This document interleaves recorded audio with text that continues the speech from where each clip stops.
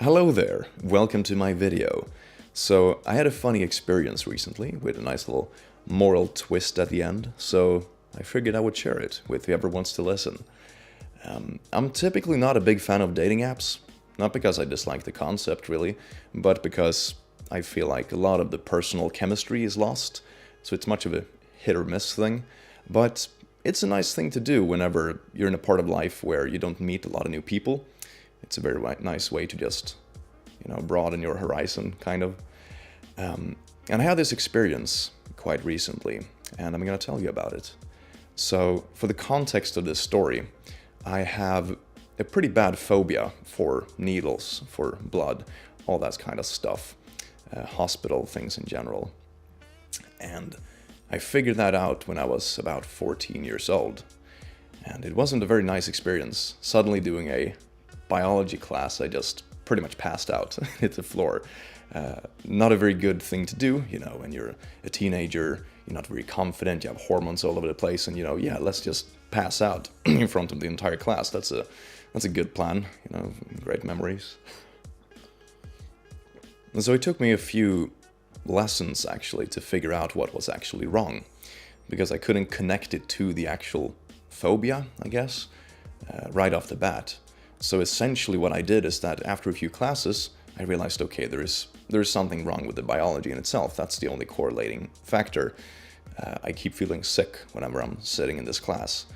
So what I did is that I asked the teacher for materials in advance, so I could read up and mentally prepare myself for the stuff that was about to come on the next lesson. And in worst case, I could at least read up on it on myself so I could pass the course. And it got a lot better over time. I never got over it completely, but I got over it enough for it not to be a handicap in my everyday life. I don't think I will ever get rid of it completely. I think it's too deeply rooted. But anyway, it's all in your head and all that stuff. It's good. So, I haven't had a lot of issues with that over the years. It's been like a couple of times when I'm a bit lightheaded, when I'm sitting by the doctors or having my blood drawn or something.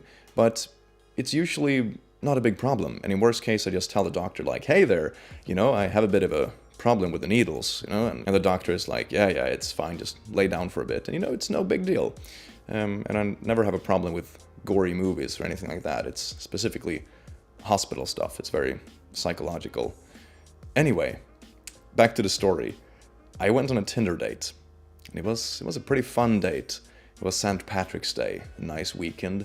The weather is getting a bit warmer in Sweden, so it was still pretty cold, still had a winter jacket, but it was getting nice outside.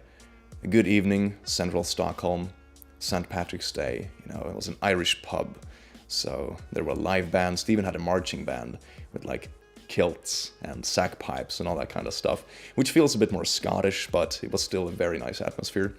And we had a few drinks, we chatted, and she's a doctor, very intelligent, very humorous, well-spoken, very good time.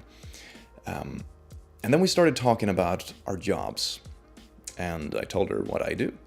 And then I asked her, well, what's your everyday like?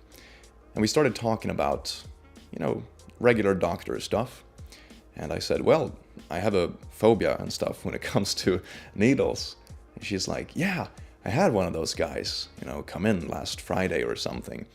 And it was surprising because he was a big, muscular fella. The kind of person you wouldn't expect to, faint at the sight of a needle, expecting to be manly, badass. The sight can, don't judge a book by its cover, I guess.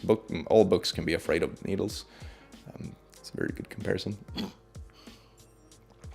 So, what she said is that he had distracted him by a painting on the wall. And there were a bunch of sheep or something, and she said, count all the sheep in this picture. And he did, and while he did that, he was distracted, and she just, quick in and out, and everything was dandy. And I could relate to that, because doctors have done that with me as well over the years when I'm feeling a bit uneasy, which is awesome. I appreciate that when they really care. And then she went up to go to the bathroom, and I don't typically have a problem with talking about these kinds of things. It's not that bad anymore. But this day I was a bit under the weather. I was not sick, but my stomach was a bit messy. I hadn't slept well. I was a bit stressed over work. I was a bit out of it. So, and this kind of stuff gets a lot harder to process when you have a day like that.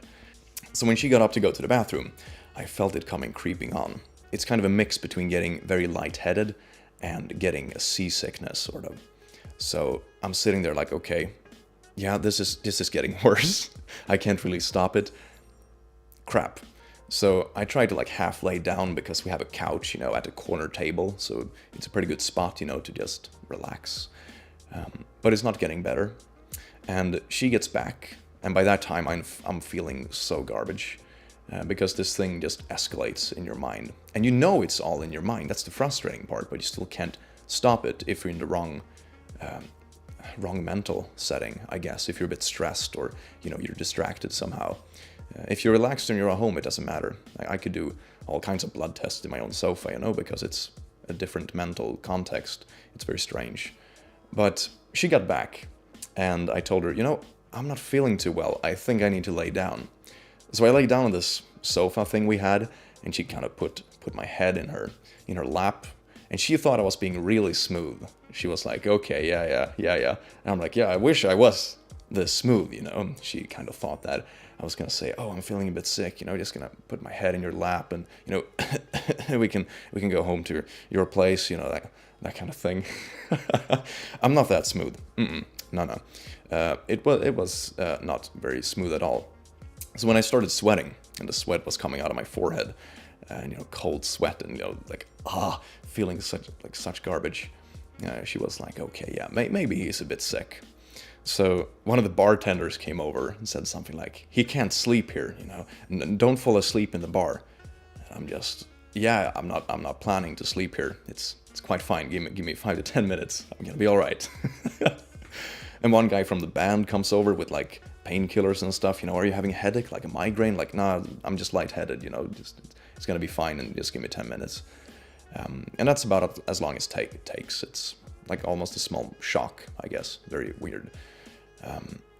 And after that, I'm lying there in her lap, cold sweating, feeling like absolute garbage. I'm trying to joke it off, but it's obviously a bit strained. And while I'm lying there, I'm just thinking, okay, there are a few things you don't want to do on a first date. You don't want to encounter an awkward ex. You don't want to throw up. You don't want to shit your pants. And you don't want to pass out. It's like, check. Awesome. This is going great. Perfect first date. St. Patrick's Day, a nice party at the pub, the atmosphere is up, and I'm just gonna pass out for a bit, just relax. It's gonna be fine. Oh god. And after a while, I start to recover, and at this point, I'm a bit like, well, fuck it. She's already seen me fainted, which is typically not a good first impression in my book. So I'm like, yeah, I'm just going to be completely transparent about this stuff and share my weakness or my phobia. And I was expecting her, to lose interest. I was expecting her to never call again and, completely just, yeah, this guy is completely unstable or something along those lines. And so I was completely transparent about that. It was like, the worst thing has already happened. She's already seen the worst case scenario. So, nothing left to lose, really. But I was surprised that she was still interested. She still cared. And she found it to be very transparent and somehow got to see a part of me that people usually hide. And for me, that was a very good lesson. Because stuff like this is something that I wouldn't say hide, but I'm very selective with whom I share it with. And you're always a bit ashamed by it. Because it's not something you don't show it off. I pass out when I go to the doctor sometimes. It's like, yeah, put that on your resume. Hell yeah.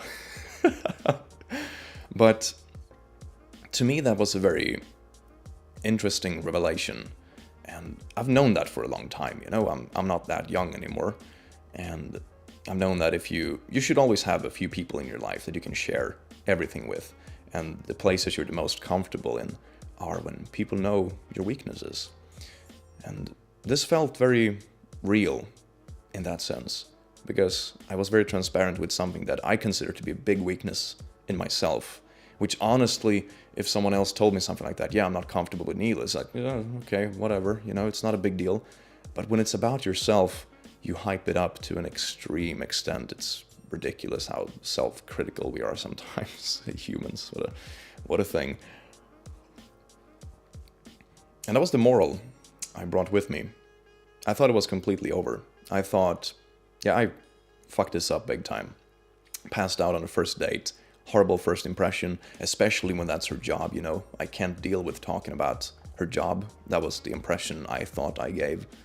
And when she was still interested, when she still cared, when she still wanted to talk to me and see me, I was, oh, well, look at that. Maybe it isn't so bad. Maybe this problem I'm hyping up so much for myself isn't the worst thing in the world. And that's the thing with a lot of problems we have. We tend to focus on the negative. So that's kind of my moral for this story. The negative things about ourselves, we often hype up to an extreme extent. I think that goes for everyone, and everybody has different things. So when you see someone else say, yeah, that's not a real problem, you know, come on, man up, or woman up, or grow some testicles, or ovaries, or whatever. To that person, it might be a completely different problem, of a completely different magnitude. It's very subjective. But you should always find someone to share it with. And especially in intimate context, when it's someone you want to be serious with, especially a romantic partner, you should be able to share the stuff that makes you weak, the stuff that makes you vulnerable. Because sooner or later, it will come out anyway, so you might as well do it on your own accord. And if they're no longer interested in you after you share those things, well, they're not worth your time anyway. Because just ask yourself, would you still be interested in someone you cared about if they came to you and said, you know, I'm afraid of this, or, you know, I'm nervous about that, or I have this issue? If the answer is no, the answer is probably going to be no from their end as well. Yeah. And I guess that's it. That's a wrap. That's my story. And I hope you enjoyed it. I hope you got some value out of it, or maybe a laugh or two. And I will see you in the next video. So down below you can check out my Patreon, Discord channel, all those kinds of places where we typically discuss things. It's a good community. And feel free to contact me, or just comment down below. Share your own stories if you have anything. Or if you want to. I would understand if you don't want to share something with, you know, random people on the internet. It's not for everyone. But yeah, I hope you have a wonderful day, night time, or whatever time it is you live, and I will see you in the next video. Take care.